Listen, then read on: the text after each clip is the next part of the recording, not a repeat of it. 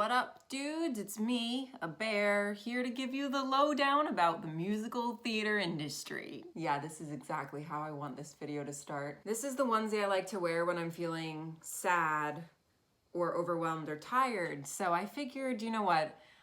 I'm just gonna do it the way it feels today and wear this bear onesie and talk to you about my somewhat resolved musical theater traumas. I am going to be talking about why I quit musical theater. I am definitely going to be talking a little bit about emotional trauma. I'm probably going to talk a little bit about like panic attacks or emotional meltdowns, things like that. So if you're going to find any of that triggering, please just be careful, be cautious, and be aware. All of that said, this is not a gloom and doom story. I think I said this in my most previous video about my younger musical self, but getting out of musical theater professionally was genuinely one of the best decisions I've ever made in my entire life, and I don't regret it at all. Also, before I get into things, I've made notes, so I'm gonna refer to them to keep myself on track. I know there are a lot of problematic elements to musical theater as an industry, and that honestly includes things like community theater and school productions, and even children's theater. I started to make a list when I wanted to make this video, and all of the usual suspects are there. There's cliques, there's favorites, there's pre-casting, there's politics within the theater, politics with the parents, and that's just on the micro level of like interpersonal stuff. That's not even touching racism, fat phobia, trans exclusion, ageism, exclusion of disabled performers. All of those problematic things exist within the musical theater industry, any performing arts or creative industry, I mean, any industry, really. And they were things that I have encountered as a child actor, as someone who has been through multiple institutions for higher education in theater arts, including drama school. It's something I encountered. And now, as a professional slash semi-professional slash on hiatus retired professional actor, these are all things that I have encountered. In today's video specifically, I just want to talk about my personal experience with musical theater and what were the triggers that made me go, do you know what? This isn't for me. It was actually really fascinating to sit down and think, what was the reason I stopped doing musical theater? What actually was the reason I stopped having this aspiration of wanting to be on Broadway? I think I maybe touched upon this in my last video, but during my like junior and senior years of high school, I was really questioning what I wanted out of life, whether or not I wanted to try to pursue a traditional like BFA education, that whole kit and caboodle. I ended up massively under applying for schools. I can admit that now. I'll be the bigger man. I only applied to 5 colleges.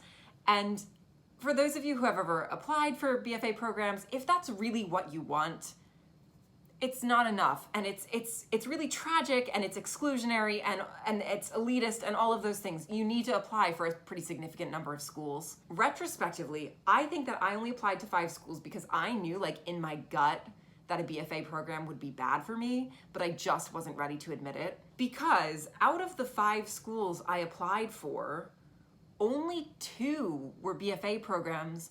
The other 3 were liberal arts schools where I didn't need to audition or anything. And I just remember preparing for these auditions and feeling so overwhelmed, so unprepared. It was a time when I honestly was feeling extremely vocally unhealthy.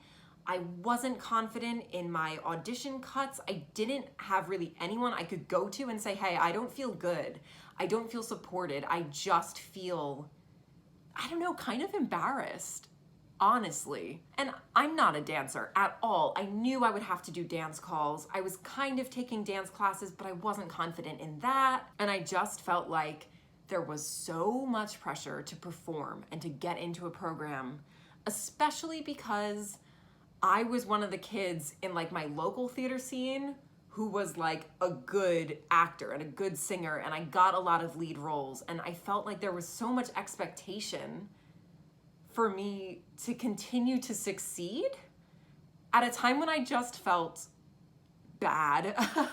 And all of this kind of came to a head During my University of Michigan audition, I remember going in, I remember waiting outside. That's always a big thing, isn't it? I remember waiting outside for my singing audition, and the person who was in before me sang, then there was a pause, and then they sang another song. I went in, I introduced myself to the person, they were very lovely, we spoke about the song a little bit, I sang it, and then they were like, thank you very much, and I went out, and I just remember my dad was sitting out, like, waiting for me, and I just burst into tears, and I couldn't stop crying, and I couldn't calm down, and I just remember saying over and over, they don't want me. I knew they weren't seriously considering me for the program. I just felt the entire time like something was wrong. You know, I was doing it, and it was the thing that all my life I'd been good at, and people were always telling me, oh, we'll see you on Broadway one day, and I was like, yeah, you will, that's what I want, and suddenly it just wasn't computing, and I think I had known it for a while, but suddenly I was just really confronted with it, that something was wrong. And the long and short of that is I only got into one school. I mean, I did get lucky. I got into Williams College, and I went and I ended up having an overwhelmingly positive experience there as a whole. Obviously, again, not perfect. Theater department, far from perfect. But in some ways, that was it. That was the moment when I knew whether or not I was ready to fully accept it, that I was not going to have a career as a musical theater performer. I was not going to be on Broadway. I was not any of these things that I had thought, you know, for 16, 17 years that I was gonna be. And retrospectively, when I look at that one experience at Michigan, but also my entire senior year, I just see how much I had conflated my own sense of worth with my achievement as a musical theater performer. I just have so many memories, especially from my senior year of high school, of feeling so sad and depressed and just crying. And often it was in front of my choir teacher or in the choir room. It was things around music and around singing. And I spent a lot of that year feeling vocally unhealthy. Constantly. I remember I constantly had a cold. I constantly had a sore throat. I was making myself cups of tea like 3 times a day. And people talk a lot about burnout, different types of burnout. And I think that my senior year of high school was my first experience with burnout. And I didn't really recognize it because it wasn't academic. It was artistic. It's really hard to say. It's even hard to acknowledge. But in some ways, getting into Williams, I think probably saved my life. I also think that not having to personally say, I don't want to do musical theater anymore, was like a gift from every deity that has ever existed in any of the multiverses, parallel universes, anywhere. There was a point where I don't even know if I was enjoying it anymore, but because I had, as I said, conflated my success in musical theater and my singing abilities with this sense of like self-worth and value, like as a human being, I didn't want to be the person to say, no, I can't do this anymore, because I was like, well, what else do I have? I put all my eggs in this basket, but this basket kind of sucks. All right, everyone, I had an emotion, so I'm gonna have a tea break. Give me 1 second.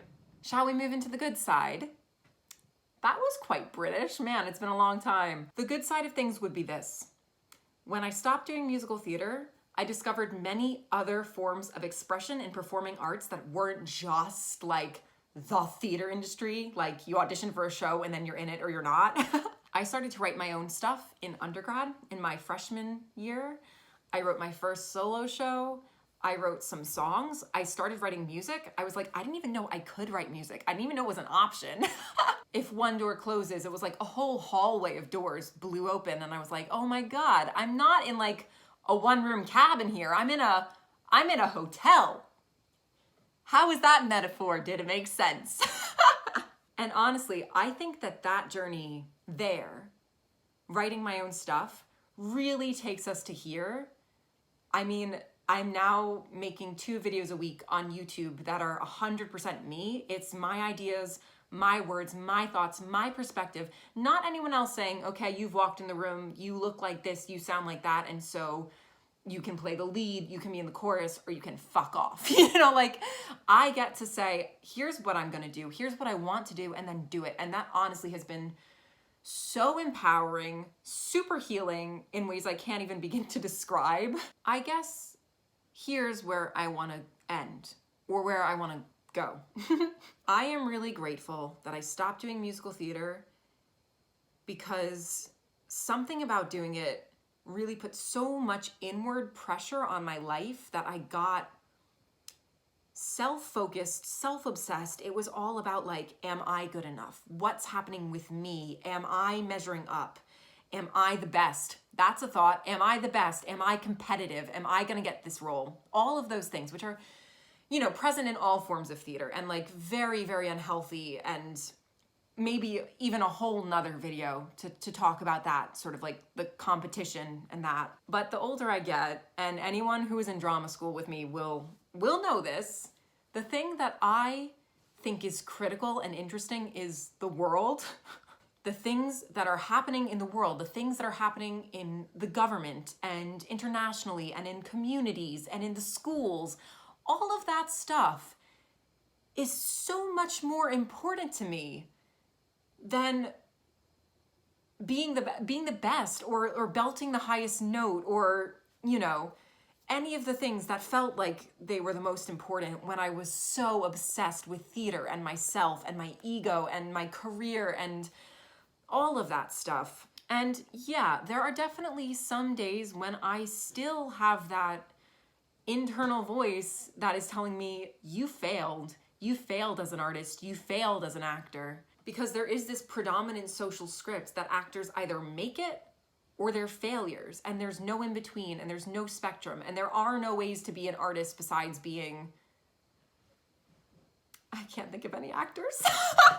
And I'm working to dismantle that feeling both in myself and in my community if I can, because it is so damaging and so harmful, and it is responsible for so much of the trauma I inflicted upon myself when I was younger. For me, I reached a point where I was like, it's not worth it. It is hurting me more than it is helping me, and I do not want that anymore.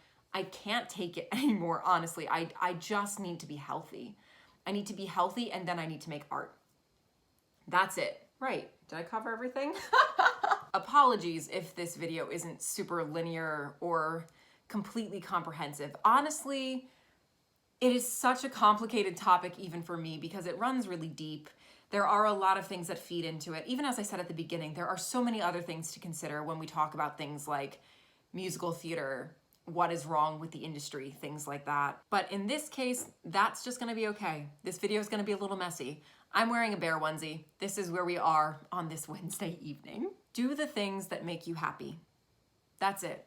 Do the things that bring you joy, that you want to do, that make you feel whole and healthy, and not for clout or fame or for career advancement, friends, awards, any of those things, because those things do not determine your worth. Your artistry, it does not determine your worth.